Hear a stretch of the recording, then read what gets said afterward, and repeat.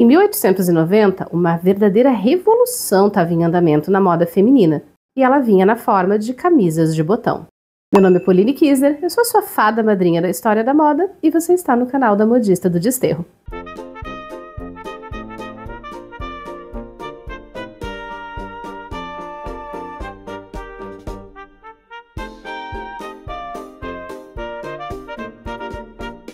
Olá, modisters! Tudo bem com vocês aí desse lado? Se você rolou do bondinho, caiu e está chegando aqui agora, meu amor, seja muito bem-vindo. Nesse canal a gente fala de história da moda, sempre a partir das fontes da época, menos sobre estilistas europeus superestimados e mais sobre as roupas de gente comum no dia a dia e como essas roupas traduziam as questões sociais e políticas de cada época. E o vídeo de hoje é justamente sobre uma peça de roupa que nós mulheres estamos tão acostumadas a ver no nosso dia a dia que em nenhum momento a gente para pensar que houve uma época em que elas não estiveram disponíveis pra gente. Tô falando das camisas abotoadas na frente, seja na sua forma mais socialzinha, numa construção mais informal e até nos vestidos derivados dela, chamados de chemisier. E mesmo que essa camisa não seja o tipo de peça que a maioria de nós utiliza regularmente todos os dias ou quase todos os dias, é muito provável que você também tenha uma aí guardada no seu guarda-roupa para qualquer emergência. Geralmente emergências relacionadas a compromissos de trabalho. O que é curioso, porque as camisas chegam no guarda-roupa feminino justamente dentro de uma pequena revolução no universo do trabalho e do comportamento das mulheres. Então já senta o seu dedinho neste botão de like, meu amor, se inscreve aqui no canal e vem com a titia modista pra gente revirar o baú de roupas da história. Camisas inteiramente abotoadas na frente são recentes até para os homens. Desde a era medieval, as camisas eram inteiriças e quanto muito tinham uma abertura sobre o peito, que no começo era amarrada, mas lá por 1600 já estava sendo fechada com um único botão. E nos anos 1700 elas ganharam de 2 a 3 botões, que geralmente eram feitos de tecido ou de linha de bordado. Enquanto isso, as camisas femininas continuavam tendo decotes abertos e amplos, regulados apenas com cordões. Mas foi justamente ali nos anos 1700 que a gente teve a primeira polêmica relacionada ao uso de camisas pelas mulheres. E isso aconteceu quando se popularizaram os trajes de cavalgada, que misturavam elementos femininos, como os espartilhos e as anquinhas, com referências masculinas, como os casacos de inspiração militar e os coletes, além das camisas abotoadas, usadas com um lenço amarrado no pescoço. E é óbvio que isso deu ruim, né? Porque o uso dos trajes de cavalgada resultou numa enxurrada de críticas, principalmente de setores mais religiosos, que diziam que as mulheres estavam se masculinizando e agora só faltava elas quererem usar calças e colocar os homens para cuidar dos filhos.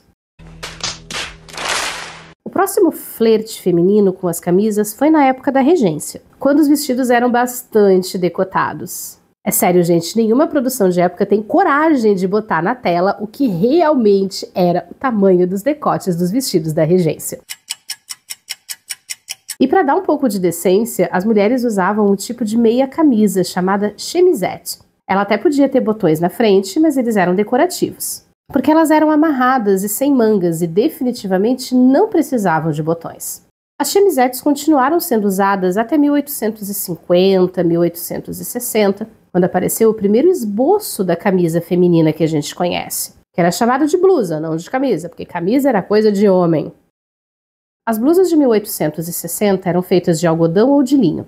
Podiam ser bastante transparentes e tinham que ser usadas com um tipo de regata por baixo, que é exatamente o jeito que eu gosto de usar as minhas camisas de linho da Básico. E é sério, gente, eu acho que a Básico.com é provavelmente uma das pouquíssimas lojas no Brasil que você pode comprar online e realmente confiar na composição do tecido que está sendo descrita no site. Além de linho, a Básico.com trabalha com algodão pima, uma variedade de algodão nativa aqui do continente americano, um algodão muito resistente e macio, perfeito para os dias quentes ou para fazer sobreposições. Nesse mês de novembro, a Básico.com está com promoções de Black Friday praticamente todos os dias e no site inteiro. Mas se você está assistindo esse vídeo depois que a Black Friday já passou, não tem problema, chuchu, porque você pode usar o meu cupom TIAMODISTA para ter um descontinho especial o ano inteiro.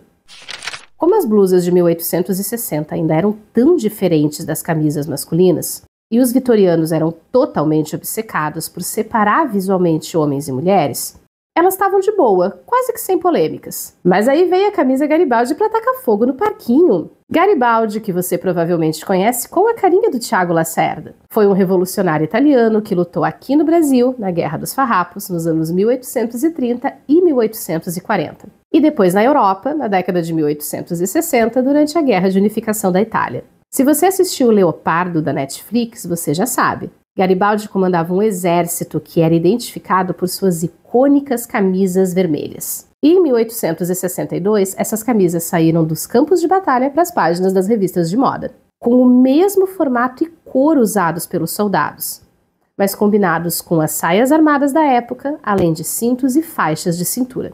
O que causou uma polêmica muito grande não só pela adoção de uma peça masculina, mas também pelas implicações políticas disso.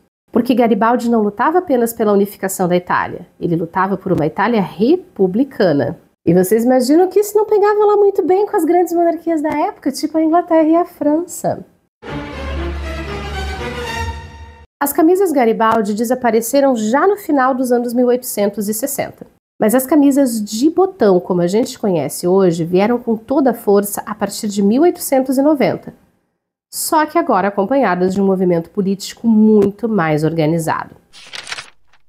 Os anos 1890 são conhecidos como a época da Nova Mulher, um termo que vem da literatura para definir uma geração inteira de mulheres jovens da classe média e da classe trabalhadora que estavam exigindo e conquistando espaços na vida pública que tinham sido negados para suas mães e para suas avós. A Nova Mulher era um resultado direto do aumento da escolarização e da alfabetização das mulheres, e da entrada delas em posições de trabalho que até então eram quase que exclusivamente masculinas, como vendedoras em lojas, secretárias, livreiras, enfermeiras, professoras, além do próprio serviço doméstico, que continuava sendo o setor que mais empregava mulheres na Europa e nos Estados Unidos. Mulheres sempre tinham trabalhado dentro e fora de casa, embora seus empregos fossem geralmente informais e complementares à atividade do próprio marido. A diferença da Nova Mulher é que essas posições de trabalho vinham acompanhadas de um senso de empoderamento, para usar uma palavra atual,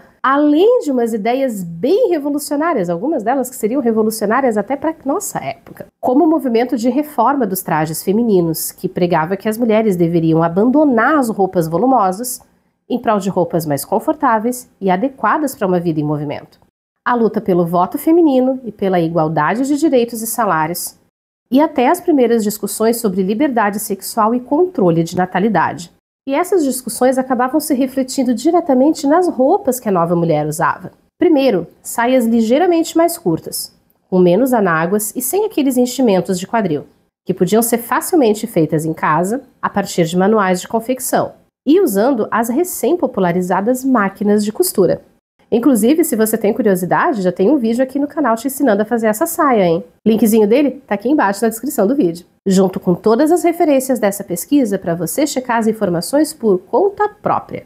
Mas a saia tinha que ser usada com alguma coisa, né? E era aí que entrava a camisa de botão. Agora praticamente copiada das camisas masculinas. Colarinhos altos, removíveis e muito bem engomados, que eram usados até com gravatas, mas também com lenços. E os punhos engomados, iguaizinhos aos que os homens usavam. Uma das coisas que ajudou essas mulheres a poderem se vestir dessa maneira específica foi a industrialização que aconteceu durante os anos 1800. Porque havia empresas inteiras especializadas em vender peças de roupa prontas por catálogo, em que você podia só enviar algumas medidas básicas e um valor pelo correio e recebia a peça prontinha na sua casa com preços muito acessíveis.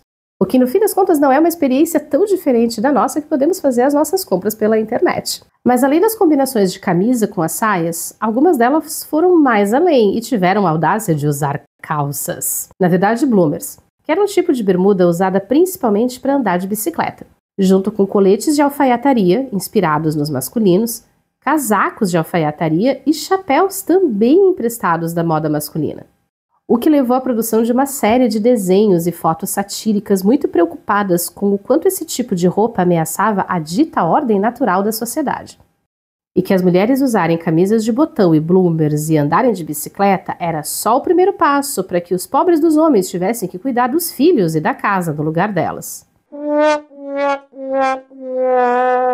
Uma coisa que é legal das camisas desse período é o quanto o design delas é super moderno.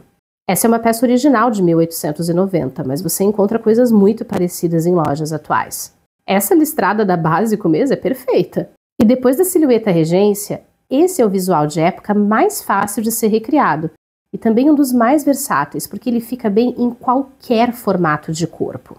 E você sempre pode reutilizar suas camisas de botão e looks atuais, até mesmo com as calças que os homens vitorianos tanto temiam que a gente usasse. Se você assistiu até aqui, meu amor, muito obrigada. Lembra de conferir as promoções da Básico.com para garantir roupa de qualidade, feita com matéria-prima produzida de maneira sustentável. O tipo de peça que vai te acompanhar em vários locais e por vários anos. Cupomzinho de desconto da Tia está aqui na tela, mas agora, meu amor, eu vou pedir o teu like. Vou te convidar para se inscrever aqui no canal, deixar o seu comentário nesse vídeo e, claro, dar uma conferida nestes outros conteúdos de história da moda que a gente já tem por aqui, que eu separei para você com todo carinho.